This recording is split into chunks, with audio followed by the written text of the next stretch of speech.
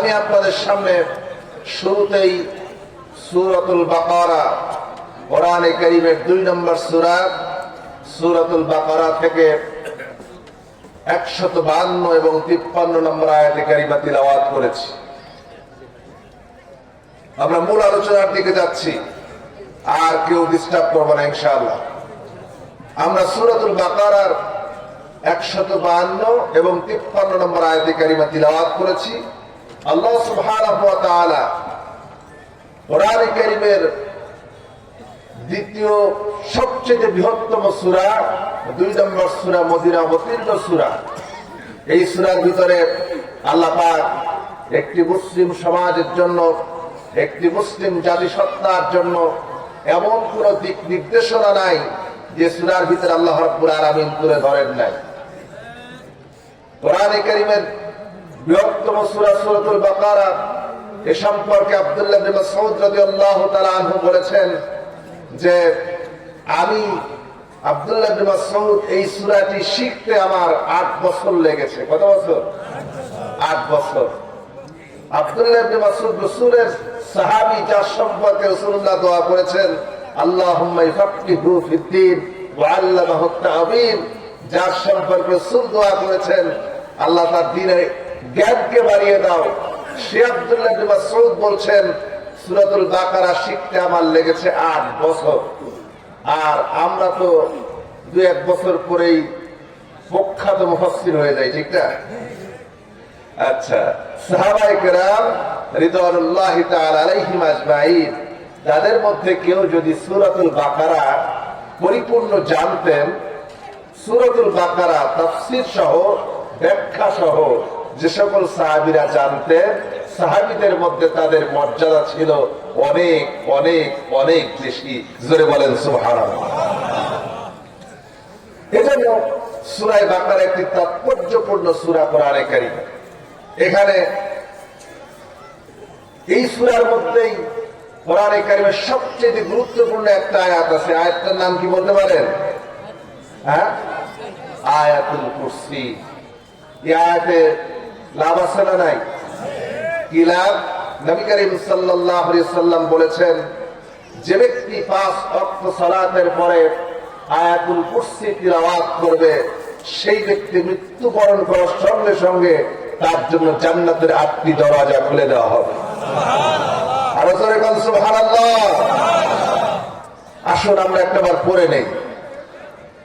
আল্লাহু লা ইলাহা ইল্লা হুয়াল হাইয়ুল কাইয়্যুম লা তা'খুযুহু সিনাতুন ওয়া লা নাওম লাহু মা ফিস সামাওয়াতি ওয়া মা ফিল আরদ من ذا الذي يشفع عنده إلا بإذنه يعلم ما بين أيديهم وما خلفهم ولا يحيطون بشيء من علمه إلا بما شاء وسع كرسيه السماوات والأرض ولا يؤوده حفظهما وهو العلي العظيم الله أكبر। আয়াতুল কুরসি পড়ার সঙ্গে সঙ্গে ওই এলাকায় অন্ততপক্ষে শয়তান থাকতে পারে না। পারে? আমরা বিশ্বাস করি হুজুরের হাদিস অনুযায়ী যে এখন শয়তান অন্ততপক্ষে এলাকায় নাই, ঠিক কিনা বলেন? আচ্ছা, কোরআনে কারীমের আল্লাহ পাক বাকারা শব্দের অর্থ কি জানেন? গাভী। কোরআনে কারীম আল্লাহ রাব্বুল আলামিন অসংখ্য প্রাণীর নামে, তারপরে বিভিন্ন সৃষ্টির নামে আল্লাহ পাক সূরাগুলি সন্নিবেশিত করেছেন। যেমন স্থলভাগের মধ্যে সবচেয়ে বড় প্রাণী হচ্ছে হাতি। হাতির নামে সূরা আছে, সূরা ফিল। আবার ছোট্ট প্রাণী পিপিলিকা, তাকেও বাদ দেওয়া হয় নাই, তার নামে সূরা আছে, সূরা আন-নামল। আবার মানুষের নামেও সূরা আছে একটা না দুইটা। ধরে বলেন কয়টা? মানুষের নামে সূরা আছে দুইটা। একটা হচ্ছে সূরা নাস, এটা তো সকলেই জানি, আর আরেকটি হচ্ছে সূরাতুল ইনসান, এটা মানুষের নামেও সূরা। আবার আমার পর্দার আড়ালে বসে আছেন মায়েরা বোনেরা, তাদের নামেও আল্লাহ পাক সূরা দিতে বাদ দেন নাই। তাদের মর্যাদা বৃদ্ধি করার জন্য আল্লাহ পাক তাদের নামেও সূরা দিয়েছেন, সূরা নিসা। আবার কোরআনে কারীমে মাকরুসার নামে সূরা আছে, মৌমাছির নামে সূরা আছে, আছে না? আছে। মৌমাছির নামে আল্লাহ পাক সূরা দিয়েছেন। এই মৌমাছি আল্লাহ পাক সৃষ্টি করেছেন কেন? মধু উৎপাদন করার জন্য। আর মধুকে করেছেন বিশ্ববাসীর জন্য শেফা। জোরে কোন আল্লাহু আকবার। এর মধ্যে রয়েছে সমস্ত রোগের প্রতিষেধক আল্লাহ পাক এই মধুর মধ্যে দিয়েছেন। জোরে বলেন আল্লাহু আকবার। কিন্তু আপনারা বলেন তো, আপনাদের কাছে জানতে চাই, আজকে যেই মধু রোগ প্রতিষেধ করে, রোগকে ভালো করে, আজকে বাজারে আমরা যেই মধু কিনতে পাই, এই মধু খাইলে রোগ কমে না বাড়ে? কেন? মধুর মধ্যে কোনো ভেজাল অন্ততপক্ষে পঞ্চগড় এলাকায় নাই। হ্যাঁ, আছে? আচ্ছা, তার মানে বাংলাদেশে কোনো জায়গায় ভেজাল মোটামুটি বাদ নাই। যে জিনিস যত মূল্যবান, মানুষ সে জিনিসের ভেজাল কত দ্রুত তৈরি করে, কারণ তার দ্বারা ফায়দা বেশি হয়, লাভ বেশি হয়। আজকে কথা এই জন্য বললাম যে ভেজাল কত প্রকার, কি কি, এটা আমার চোখে দেখা। কিছু কথা বলবো, এই জন্য কথাটা নিয়ে আসলাম। দেখেন, জীবনে তো মধু অনেক খেয়েছি। আল্লাহ পাক বলছেন মধুর মধ্যে আমি রেখেছি শেফা, শিফাউল লিন্নাস, পৃথিবীর মানুষের জন্য শেফা রেখেছি। কিন্তু আমরা জীবনে এত মধু খাইলাম, সেবা তো হইল না। তাহলে কি আল্লাহর কথা মিথ্যা? না, কখনো না। আল্লাহর কথা কখনো মিথ্যে হতে পারে না। আল্লাহ পাক বলছেন ওয়ামান আসদাকু মিনাল্লাহি কিলা, আল্লাহর চাইতে সত্যবাদী আর কে হতে পারে? আল্লাহর চাইতে সত্যবাদী আর কেউ আছে? না। সে আল্লাহ রাব্বুল আলামিন, তিনি বলছেন অবশ্যই এর মধ্যে সেবা আছে, তবে ঈমান কোন জিনিস যদি চাক্ষুষ প্রমাণ পাওয়া যায়, সেটার প্রতি ঈমান তো আর একটু বাড়ে, ঠিক না? যেমন ইব্রাহিম আলাইহিস সালাম বলেছেন, আল্লাহ মৃত্যুকে জিন্দা করো কেমনে? আল্লাহ পাক বলেন আওয়ালাম তুমিন, ইব্রাহিম তুমি কি বিশ্বাস করো না?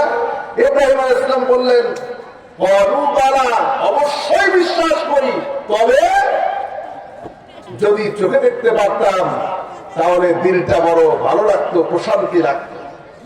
তবে গত বছর আমি প্রথম মধুর মধ্যে যে সেবা আছে এইটার প্রতি বিশ্বাস তো করতামই, ঈমান বড্ড মজবুত হয়েছে গত বছর।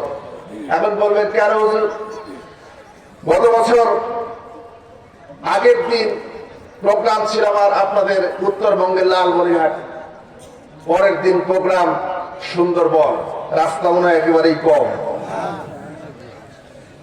এই লম্বা রাস্তা জার্নি, সারা রাত জার্নি করে, কুয়াশার রাত, দিনের বেলা সারাদিন জার্নি করে, আবার রাত।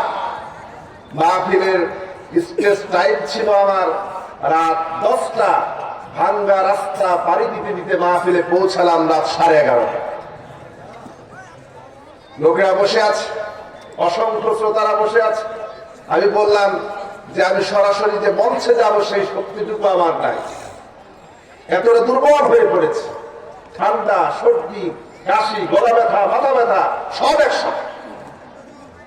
এরপরে অল্প একটু খেলাম, খাওয়ার পরে শরীর মনে হচ্ছে যে আরো একেবারে শুই, এখন ঘুমাইতে পারলে ভালো লাগতো। আমি বললাম যে ভাইজান, আমার যে অবস্থা, শরীরের কন্ডিশন, কথা বলার মতো অবস্থা আমার নাই। বললেন হুজুর, আমাদের কাছে সুন্দরবনের অরিজিনাল মধু আছে, যেহেতু তারা সুন্দরবনেই থাকে, গামুরা ইউনিয়ন মানে সুন্দরবন ইউনিয়ন, সেখানে আমাকে বললো যে হুজুর একটু মধু খান, ভালো লাগবে। আমি প্রথমে ভাবলাম যে এত ওষুধ খাইলাম সারাদিন, ভালো হইল না, একটু মধু খাবো ভালো হবে। বলছি হুজুর একটু খাইয়া দেখেন না। আমাকে মধু দিল, হাতের আসলায় মধু নিলাম, আল্লাহর কসম করে বলছি, আমরা বাজারে মধু কিনতে গেলে আমাদেরকে বোঝায় লোকেরা যে যত ঘন তত এক নম্বর, ঠিক কিনা কর। আর মধু হাতে নিলাম, যেটা প্রাকৃতিক অরিজিনাল মধু, হাতে নেওয়ার পরে হাতটা যদি উপর করি হাতে এক ফোঁটাও থাকবে না, এত পাতলা, পানির চাইতে একটু ঘন, দুধের চাইতে একটু ঘন হবে মধুটা। খেলাম, খাওয়ার পরে 10 থেকে 12 মিনিটের মধ্যে মনে হচ্ছে আমার সমস্ত রোগ একদম ভালো হয়ে গেল। সেটা বিশ্বাস হলো যে আসলেই মধুর মধ্যে সেবা আছে।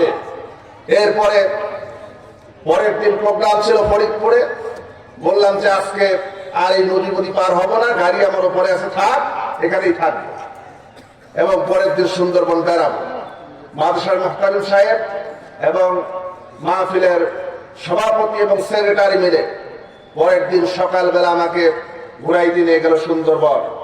প্রায় 11টা পর্যন্ত ঘুরলাম। ফেরার পথে একটা দ্বীপের কাছে এসে নৌকা দাঁড় করালো।